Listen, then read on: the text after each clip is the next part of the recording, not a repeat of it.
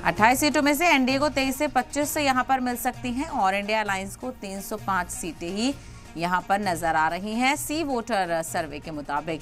तो exit poll के नतीजे सामने आ चुके हैं, तस्वीरें आपको दिखा रहे हैं। तस्वीर के जरिए से आप ग्राफिक्स के जरिए से समझिए। मध्य प्रदेश में सी वोटर के मुताबिक 29 सीटों में से एनडीए को 26 से 28 सीटें मिल सकती हैं, यानी मुकम्मल अक्सरियत हासिल करती हुई एनडीए अलायंस यहां पर नजर आ रहा है, यानी बीजेपी की जीत यहां पर यकीनी बताई जा रही है। और वहीं इंडिया अलायंस जो कि अभी तक मजबूती के साथ दावे कर रहा था और अलग अलग दावे किए जा रहे थे कि इंडिया अलायंस मजबूती के साथ सरकार बनाता हुआ नजर आएगा, वो मध्य प्रदेश में 1 से 3 सीट पर ही निपटता हुआ नजर आ रहा है।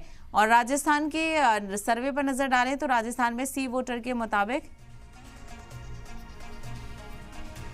तो 25 में से 21 से 23 सीटें एनडीए को मिल सकती हैं, जबकि 2 से 4 सीटें इंडिया अलायंस को मिल सकती हैं।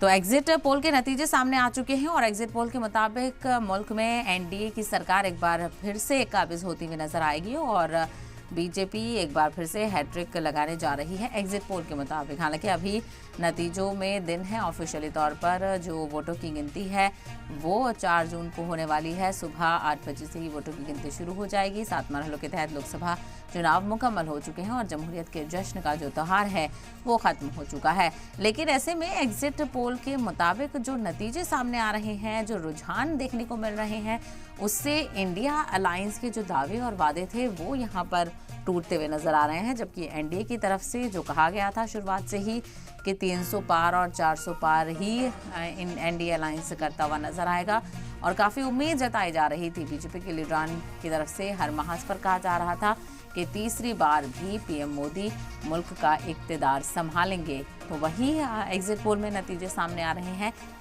लेकिन इंडिया अलायंस अभी भी इस पर भरोसा नहीं कर रहा है। अखिलेश यादव ने तो यहाँ तक कहा कि ये जो नतीजे हैं वो अभी तब्दील होंगे।